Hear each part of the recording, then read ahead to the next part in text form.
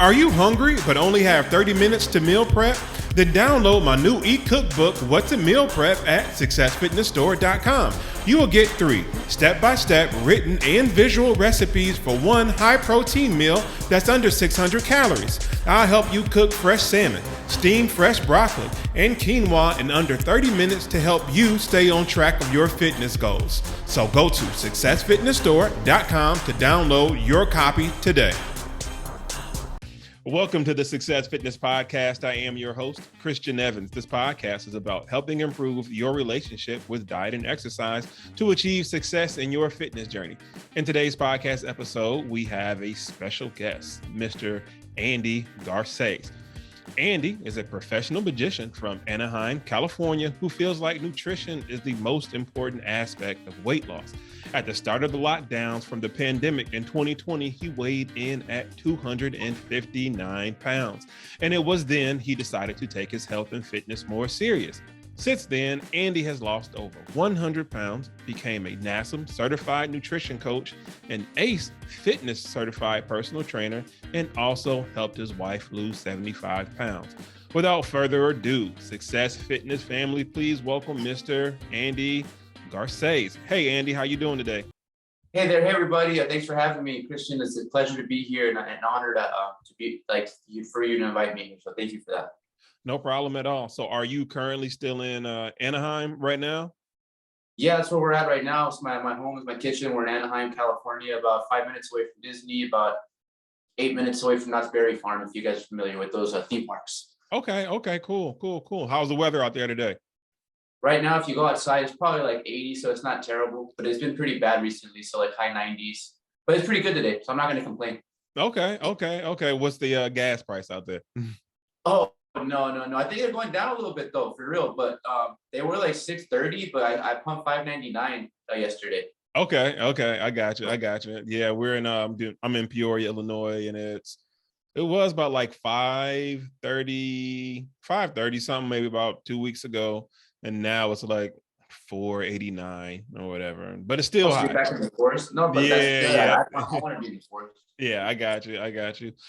So give me a little bit of background story in regards to far as your weight loss and your fitness journey. Had you always been the big kid, or when did you just say, you know what, hey, enough is enough? I guess we are gonna go back. Okay, I'll try to make it not too long. But yeah, I was always the big kid, like you specified, always the heavier kid. And as a kid, if your parents don't know, you don't know. So about nutrition, exercise, stuff like that. But there was one point where, I was so super obese as a kid, 8 years old, 9 years old, 10 years old. At like 14, my dad told me, hey, take your shirt off. Look at your belly. It's bigger than mine. You shouldn't have a bigger belly than me. I'm an adult and I drink beer. So it's a beer belly. So you don't even drink beer. You shouldn't have a belly like mine or bigger than mine.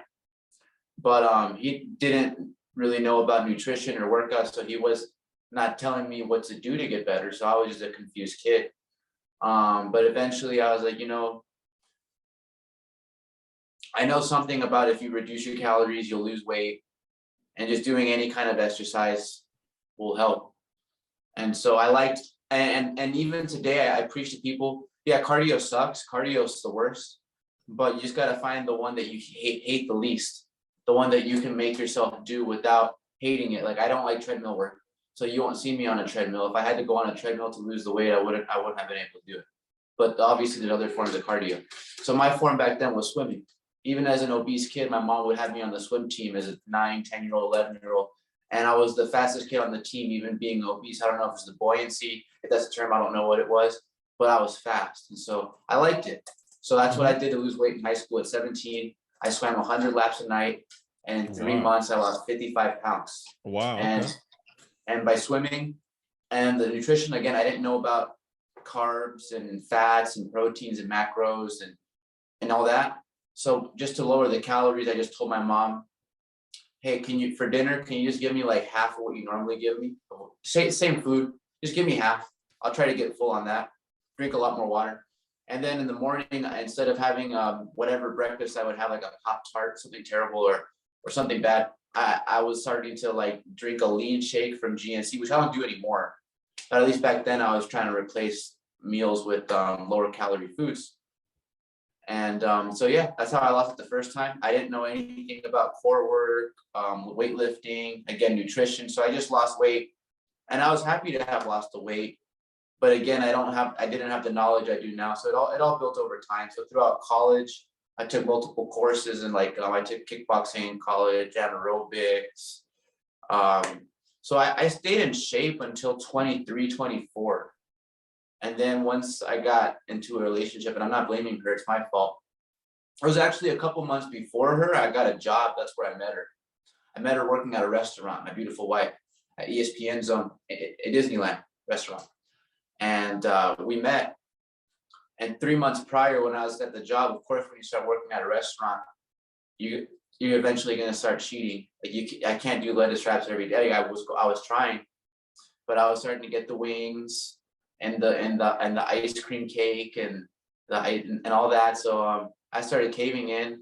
I started doing my workouts less, and then as soon as I got into my relationship, all hell broke loose with it. There was no consistency with my diet. And I don't even know the time frame, but within a year, I'd already probably gained another 60 to 70 pounds. And I don't know when I got to 259 and how long I rocked that, but I was probably there from like 24 till like 28 until I decided to make that second change. And in between,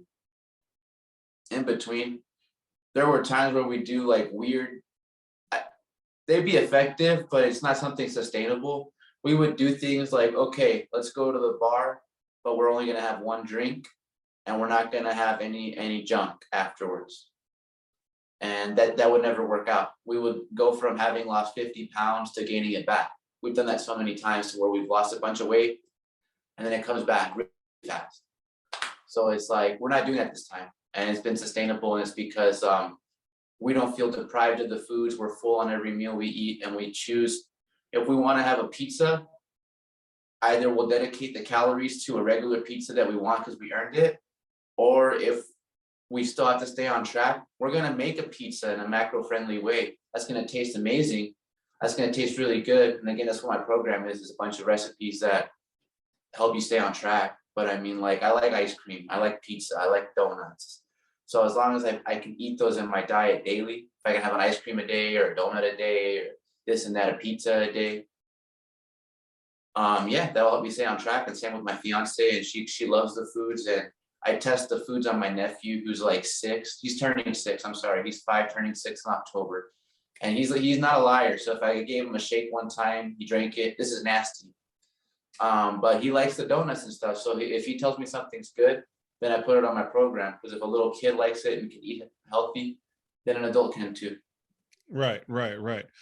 So during that, let's say like that span where, you lost weight, you gain weight, lost weight, you gain weight, like you said, probably about like between like 24 and 29, kind of like that up and down. How was that as far as going through that, knowing like, okay, man, I just dropped 10 and now I gained 15. So I gained the 10 back plus an extra 5. How was your mentality, like during that time? Were you really focusing on trying to lose weight or more weight at the time? I felt defeated every time, and I would just give up. And again, my fault. And I would give in, like, literally, but like it would be my fault to not be on my own. Once I was with my fiance, my wife, fiance back then, my wife, it was like everything together. So if we succeed together, good. If we fail together, we fail together, and that kind of sucked. So like there were probably some times where I would mess up, but there was plenty of times where she guilt trip me. She'd be like, "Honey, you're driving home. What are you getting for dinner?" And I'd be like, "Oh yeah, I'm gonna get some Chipotle like bowls or something, or a salad." She goes, "Oh, I really don't feel like that. I want some McDonald's." And I'm like, I would give in, and then I would get the McDonald's myself. So if I wanted to be a good husband or whatever, I would just not complain, just give her what she wants. It's her choice, but not get the McDonald's myself. So that was my problem back then, was I would not be dedicated on my own. And so I would easily be attached to like, oh, we're both working out today. Awesome. We did a badass workout. we're both taking the day off. Oh, this and that. So more recently, it wasn't even me that was waking up to like, hey, I need to lose weight. Like I said, I felt defeated. Like I knew the knowledge of like nutrition. I didn't have the knowledge of the recipes I do now. That's all like work from learning different YouTube videos and seeing what tastes good and what doesn't, and messing with your own stuff, you know the drill. But I mean, I wasn't able to make protein pancakes back in the day. I wasn't able to make protein waffles back in the day. Whatever the case is, I wasn't making these foods. So it was hard to stay on track. And I didn't even do this at the beginning of the pandemic. This all started maybe like August or July of last year. So I've been cooking my own meals and meal prepping for a year now. Because I was scared of meal prep. I thought it was too intimidating and that I wouldn't be able to do it. But then again, cooking every single meal every day is also a lot of work. So that's what at the trade-off I realized. I was like, oh, okay, I should meal prep. But what woke me up to lose the weight at 259 was being 3 weeks into lockdown. We thought it was, just a 2-week thing. Lockdown, we don't know what that is. And it's going to be 2 weeks, take off work. No magic shows. She doesn't have to go. She was working at Disney at the time. She doesn't anymore, but she was. And so she got 2 weeks off at Disney, little vacation, cool. She worked hard, very hard. And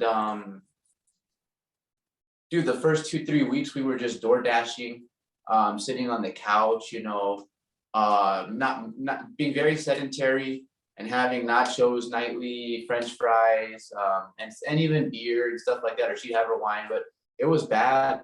And she after 2 weeks, she looks at me and goes, "Can we cuss or no?" Go ahead. Yeah.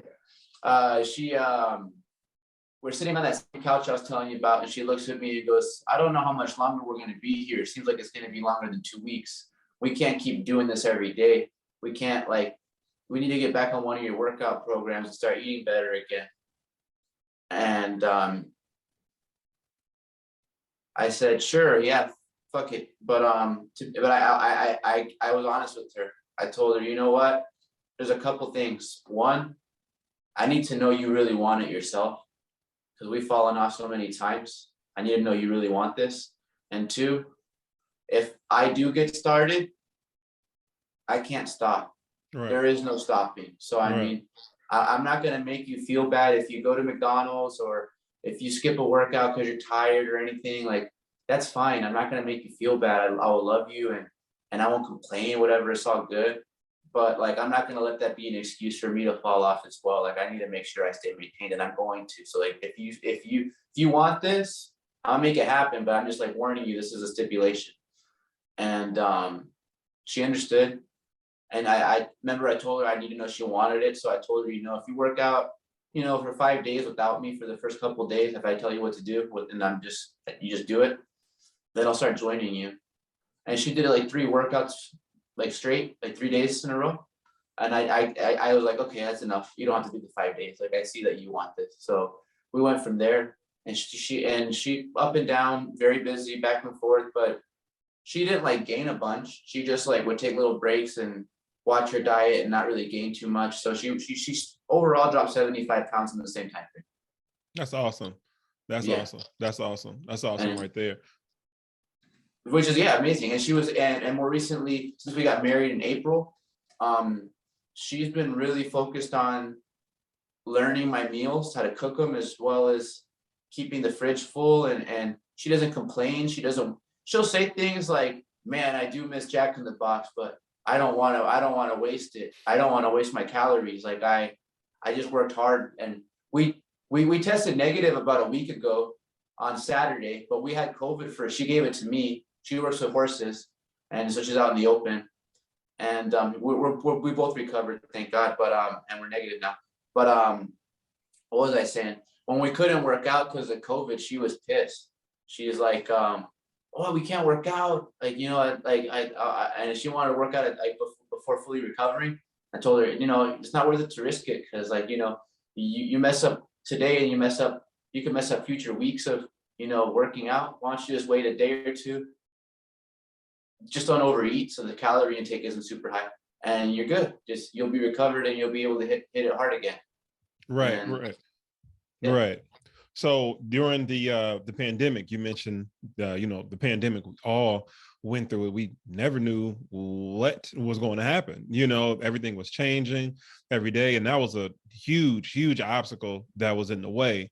What were some of the healthier, I guess I would say, like options, or whether it was fitness options or nutrition options? What were some of the things that you did to start changing your diet, also your workout routine? And were you working out at home? Well, obviously, because we're locked down. What were some of those processes? So when we first started, so I got to give a big shout out. I'm not a salesman. I don't represent the company. I'm not one of their coaches, because I don't like to push supplements like that.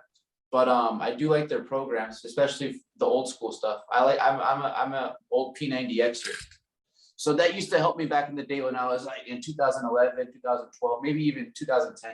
But yeah, P90X was always pretty cool. And then because I liked the company, I got into Insanity a little bit. So Sean T was always really cool as well. So I knew they were hard. So in the beginning of the pandemic, when my lady said, let's lose weight, I decided, okay, I know the Insanity Asylum videos are about 30 to 45 minutes. They're not super long, but they're very intense. But we're not used to working out. We're not used to working out at all, like zero.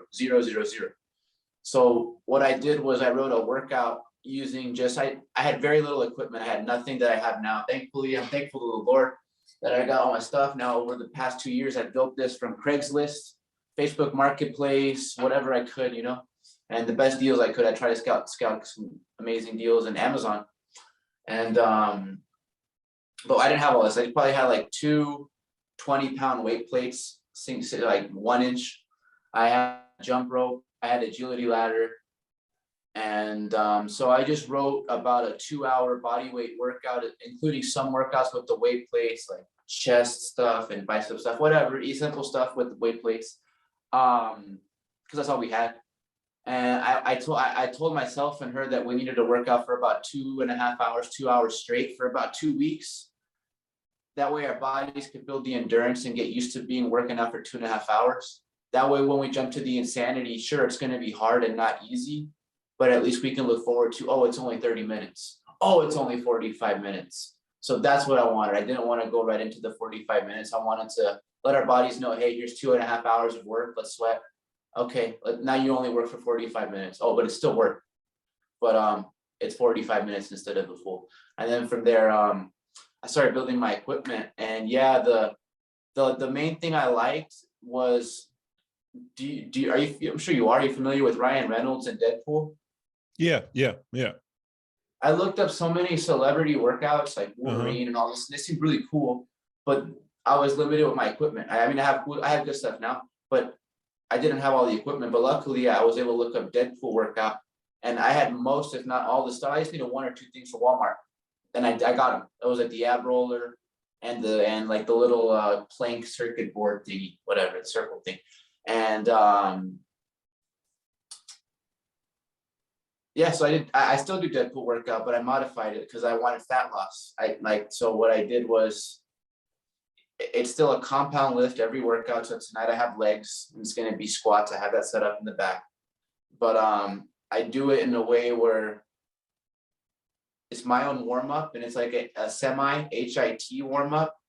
One day I'll do 15 minutes wearing a jump rope, wearing a weighted vest, doing jump rope for 15 minutes, but it'll be 45-second intervals. And then I'll do step ups to my bench for 15 seconds.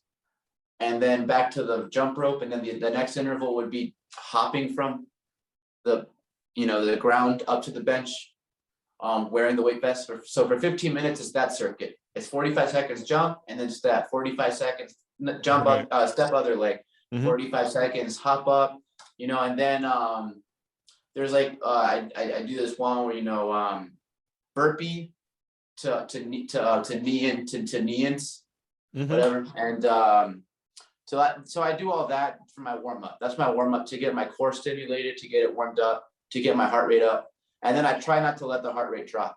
So once I'm warmed up, I don't really take a break. I go right to the weights, and I start with the compound lift because I'm already a little tired from the warm-up, right?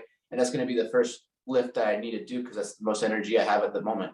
So I'm gonna do my squat or my bench press or my deadlift first, but then it's gonna be a circuit still. So I'm gonna go from the squat to knee raises to a plank. Okay. It's gonna be 3 workouts in a row, and then after the plank, I'll take maybe 30 seconds to 60 seconds of breather water, and then back to the squat, and again, no break until the circuit's done. So I break it into a circuit so I can try to keep the heart rate up, as well as not be in the gym for a very long time. Right, right. I try to work out 2 times a day, and I do sometimes, and I'm doing today. I did yesterday. I've been consistent, but I try to do that now. And in the morning, I try to lift more. It's still lifting, but it's more cardio based. So again, like I said, I got to give a shout out to Beachbody. I do their Body Beast videos right now with Sagi. Sagi's badass. Okay. But and I still try to lift as heavy as I can. Don't get me wrong. It's not like I'm trying to go super light on purpose and do 15 reps. No, I'll do my heaviest, but I still feel that he is so fast paced, and with my warm up, I feel it's more cardio based. And at nighttime, I'm really focused on just getting like maybe 5 reps or 6 reps. I'm really focusing on the strength aspect at night, as opposed to morning. I just want to be more intense with it. I got you. Have you found, you mentioned HIIT workouts, high intensity interval training. Do you find that you can get more in a smaller, I guess, space of time by That's the only doing thing, HIIT time workouts? Time efficiency. I feel like if you have the time, walking is probably the best exercise. Yeah. But I don't have that time. But it's good for your digestion. It's good for everything overall. And if it's sunny outside, you're gonna get your vitamin D. But and I don't mind walking over running.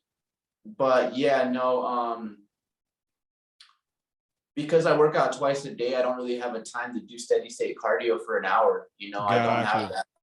Gotcha. The way I do it is, and I do work out twice a day, so I do my warm up twice. So it's 15 minutes twice. Or like I said, the days that I'm not wearing a weight vest, I'll do 20 minutes of the same warm up, just non-weighted. So I'll add 5 minutes to take the weight vest off to try to do the progressive overload with the time as opposed to the resistance. Right. And on average, you mentioned, you do 2 a days. What is the time frame that you're working out in the AM? Is it 30 minutes, 45 minutes, or is it an hour? I'm so thankful it's not P90X anymore, because those are about an hour to an hour and a half. Body Beast is half an hour to 40 minutes, and my warm-up's about 15 to 20 minutes. So but I always do a 10 to 15 minute ab video after, and I choose different programs from there. Sometimes I'll write it down for the week. I know yesterday I did ab shredder from Insanity Asylum.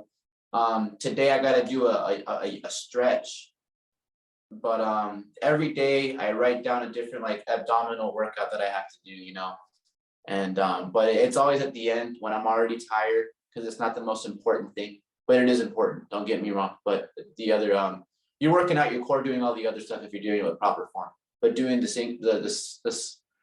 ab workouts on their own is the least important thing. I got you. What major lessons did you learn about yourself? And just what major lessons did you learn about yourself doing your weight loss transformation? What did I learn about my old self? Yeah, what major lesson, the summary of losing over 100 pounds, what did you learn about yourself that you didn't really, I guess, take a full grasp of yourself, in the beginning? I before the pandemic, and I'm not trying to brag because it's completely the opposite now. Business is slow when it comes to magic. I was fully booked with magic, and so I would tell myself that I'm working so hard.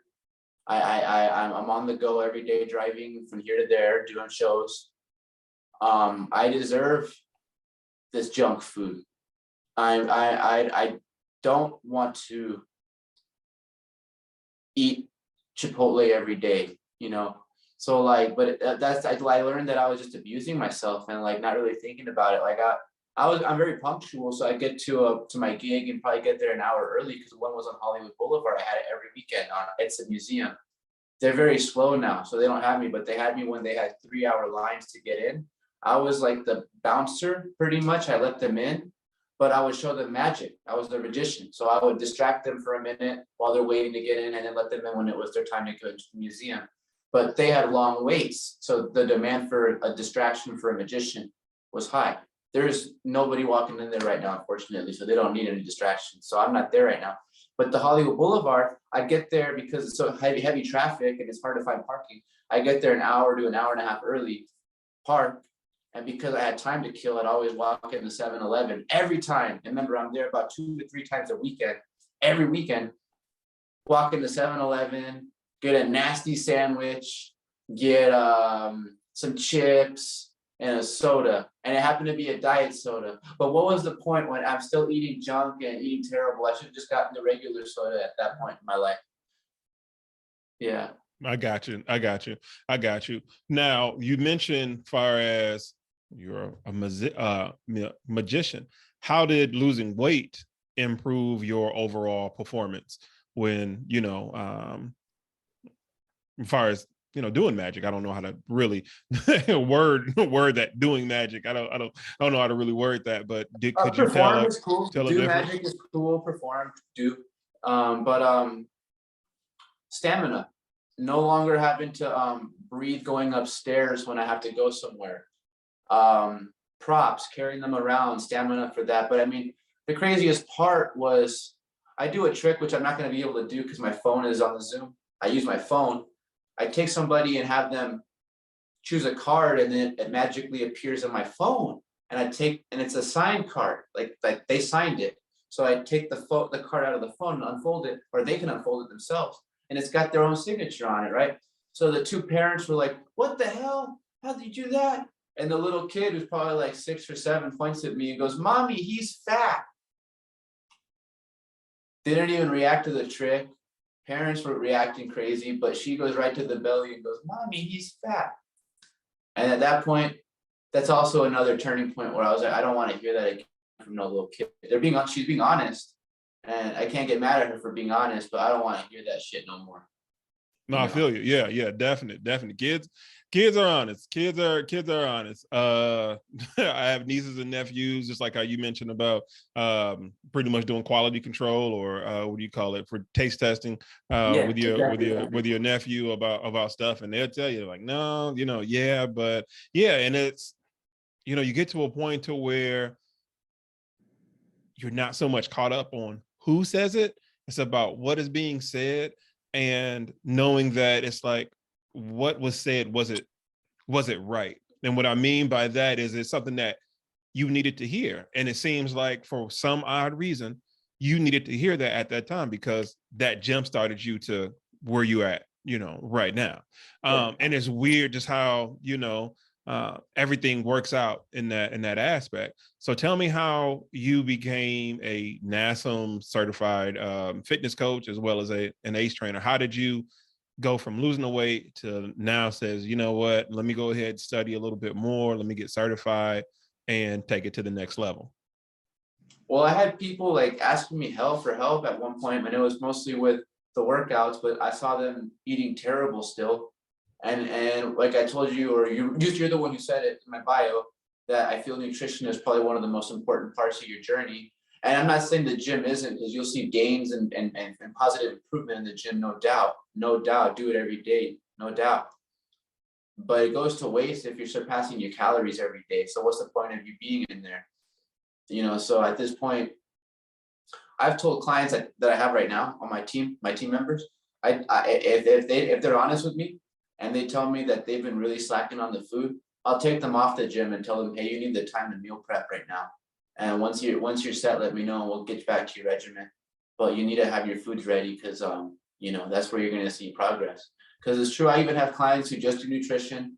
I guess maybe they feel like they're too old to work out. I don't judge. I let them do with whatever they want. They let me know. But just doing the nutrition, drinking my iced mocha, she wasn't eating breakfast. She was skipping it, having large amounts of ghrelin late night, eating large dinners. So to bust that, she drinks my iced mochas, my protein iced mocha that tastes like Starbucks. She's been drinking that and having other foods off the program, and not even working out. She lost 9 pounds in her first week. So that's a good example. I tell my other clients who are messing up on their nutrition, it's like, hey man, it's really all about your food. The workouts are important. Go as hard as you can, get your rest, recover. But if you got to get your foods right, man, and get full. Don't starve yourself. It can't be chicken salads all the time. Like, sure, once in a while, if you feel like you want a chicken salad, have the chicken salad. It's not bad for you, but it's not sustainable. It's too boring and plain. You got to find ways that the food is still something you look forward to every time you put it in your mouth, you know. And got you. So that's what made me want to get certified as a nutrition. Is like, hey, I want to have a title of being able to help people as well as show them the recipes that I use to lose weight. You know, that way they can still have fun while doing the hard work. I got you. Now, one of the biggest parts about this whole interview is your 100-pound weight loss or 102-pound weight loss. Just tell me just a little bit about what did it feel like to hit that threshold of one? Well, now it's a two-part question. I think about it. The first 50 pounds, and then when you lost the over the 100-pound mark, what did that feel like for you? So the first 50, I guess I went from 259 to 209. I guess at that point in my head, I was still caught up on like, okay, we got to get under 2. We got to get under 200. We got to get under 200. But I was still happy, no doubt.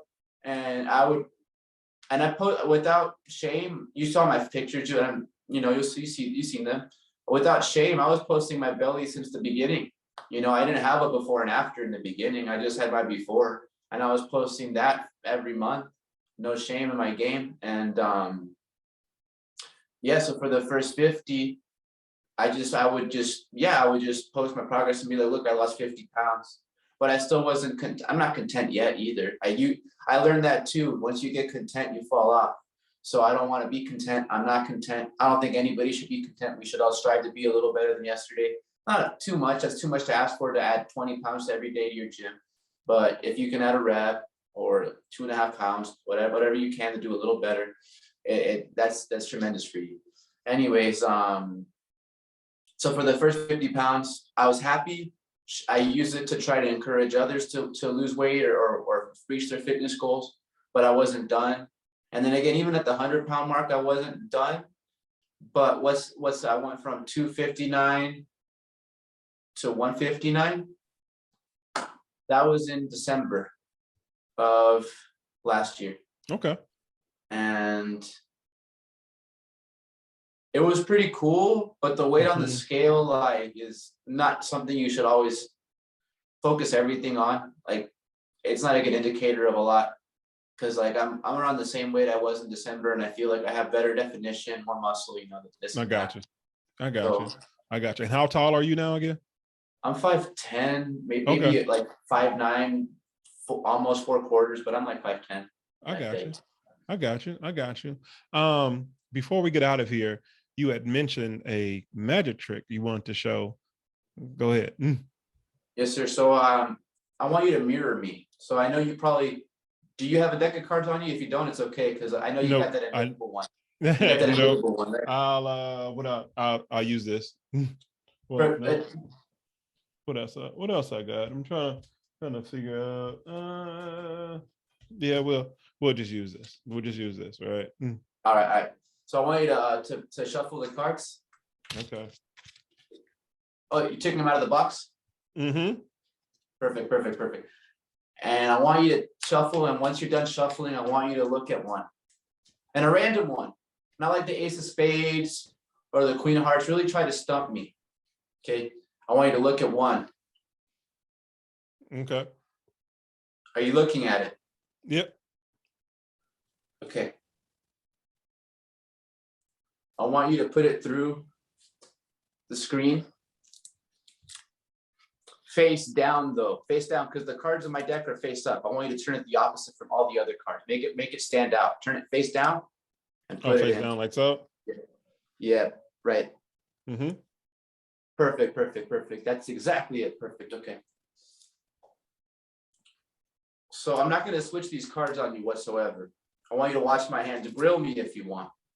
But for the very first time, we're going to reveal one card in here.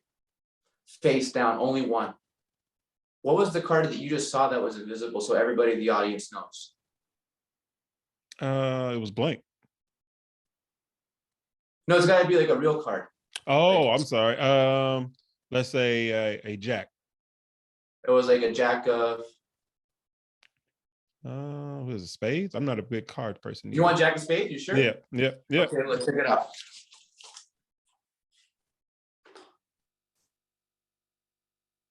If you look inside the deck, can you see?